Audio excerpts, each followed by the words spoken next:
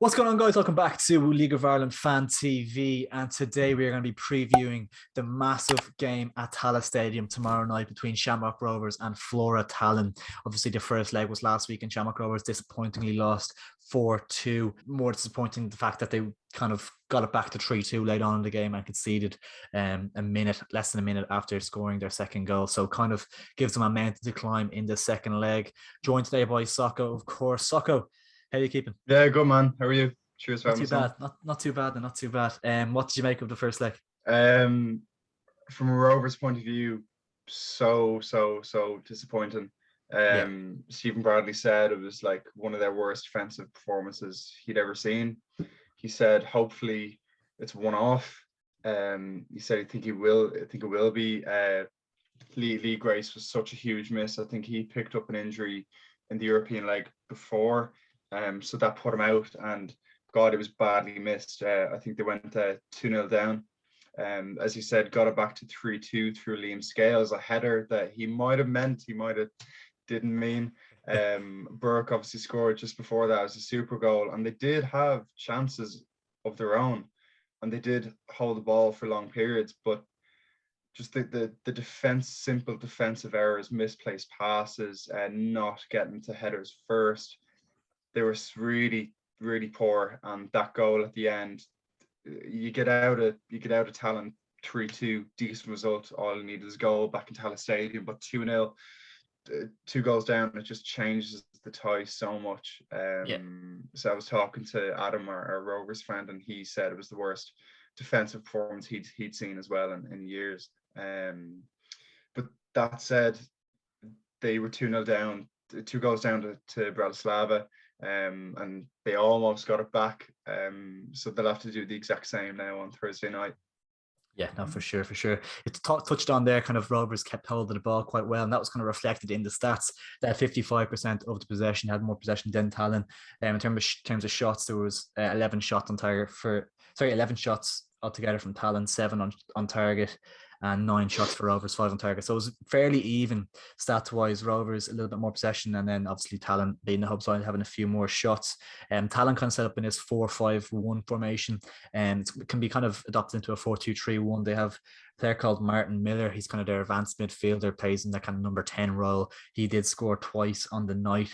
He's a 23-year-old player who has 9 caps for Estonia. So he's definitely a player that needs to be kept an eye on. And maybe they might might be more of a role for maybe a Chris McCann come into the side, maybe for Shamrock Rovers to give them that bit more experience in there, just to kind of cut that out and nip him in the bud early on. Because it's imperative that they don't concede kind of an early goal here, because that could really set them back. Rovers obviously did adopt their kind of 3-5-2 or 5-3-2 formation, whatever you want to call it. Against, and they'll probably stick with the same one again. It's usually what they do go with. Richie Tell, of course, probably a bit more of a quieter night than usual for him. He's one that they'll definitely look to get more involved. Danny Mandrew didn't start on the night, interestingly, actually, over there. I think he'll definitely start in Tallaght tomorrow night for sure, to bring him into the side. I heard Sean Hoare had a little bit of a poor game, and that was one player that they picked out as being kind of a weak point. I know Pico Lopez had a kind of an off night as well. So a strange performance from Shamrock Rovers, because they did at times kind of kept the ball well, but at the back uncharacteristically looked a bit shaky. So it'll be interesting to see how many changes, if any, that Stephen Bradley does make. Yeah, you mentioned Richie Tell there. It kind of didn't get up to much. Didn't got taken off after an hour or so. Yeah. I think for Danny Mandu, actually, Mandu came Yes. on and 5 minutes later hit the post. And he had a decent chance there 5 minutes after that. So I think he's dead on the start. If Rovers are 2 goals down, they need to get back in it. I think Mandrew is imperative to that. Like, he's such a creative player and brings the ball out of midfield and into the attack. Tries to create chances. So I think he's really, really important if Rovers are to find a way back into this tie. As you said, like, Pico Lopez struggled, Jared Bryan especially struggled, Sean Hoare as well. Sean Hoare probably will play again with Lee Grace ruled out on Thursday. Big loss. Could be Liam Scales' last game in a Rover shirt. The only thing holding him back from making the move is Rovers' European journey. So if they get knocked out, on Thursday he'll be straight off to Celtic. Might be a case of even if they get through to the group stage, he's kind of done his duty then at that stage, and he can move on, like in the knowledge that they got to the group stage then. So it might be just a case of this is his last game regardless, because he kind of helped them to get to where they need to be. Yeah, that's a good point actually. Probably it kind of wasn't clear. They said that the only thing holding it up was the European journey. So, but as well, you can't imagine him playing the group stages. And then going to Celtic, he'd want to get over as soon as possible. I think everything's agreed. The only thing holding him back is the European journey at the moment. But then kind of going more forward, like Sean Gannon needs to get on the ball more. Graham Burke will have to score again. He scored a super goal in the first leg. He'd want to do that again. Mandrew obviously mentioned. Aaron Green as well came off the bench there in the first leg. I think he's been coming out. He has been starting many games. I don't think he whenever he features, kind of comes off the bench for the last half an hour. He's another option to have. But you could take the Bratislava second leg game as a kind of blueprint. They went 1-0 up. Graham Burke scored a penalty in the first half, and then Richie Tell scored a screamer in the second half, and they were that close to getting a third until Bratislava caught them on the counter. Yeah. So they can take that as a blueprint. The number one thing is they cannot afford to concede first. I think if they concede first, that's the tie done.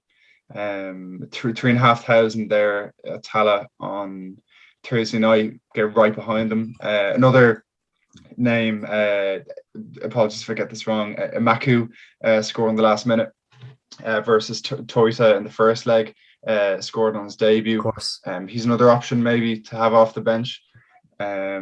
So yeah, just really hoping they do it. It's €1 million whoever progresses on Thursday night. So yeah, fingers crossed now they can kind of put in a good performance. For sure. As you said, the first goal can be so integral, and hopefully the fans get behind them. It's going to be an incredible spectacle at the Tallinn Stadium, please God.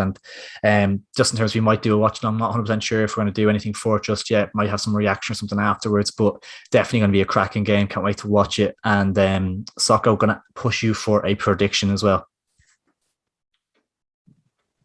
Oh God. Rovers. I don't know. You go first. I actually don't know. I'll go to 90 minutes to finish 3-1 to Rovers. It's going to go all the way through extra time to penalties, and Rovers win on penalties. That's my shit. So Rovers would have gone through if it was away goals. They'd go through, but obviously that's not a thing anymore. But I think 3-1 and penalties. Yeah, I think so. They 3-1 and then Imaku to score the winning penalty. Yeah, imagine that. What a story. After extra time. Maybe like Rovers kind of struggled to score in Europe so far this season, I think. I'll go for 3-1, and then anything could happen in extra time, penalties, just that first goal is so crucial. 3-1. Graham Burke hat-trick. Liam Scales scored a winning penalty would be a nice way to go out. Kissing the badge. Yeah. Guys, let us know how you think the game's going to go on Thursday night. If you're going to the game as well, do let us know as well down in the comments below. But make sure to get your score predictions in. We can't wait for it. It's going to be a cracking game. Really, really looking forward to that. If you did enjoy the video, please do drop a like on it down below and make sure to subscribe. Trying to hit that 3K mark. Can't do anything without your support. It's so appreciated. Thanks for watching, guys. We'll catch you in a bit.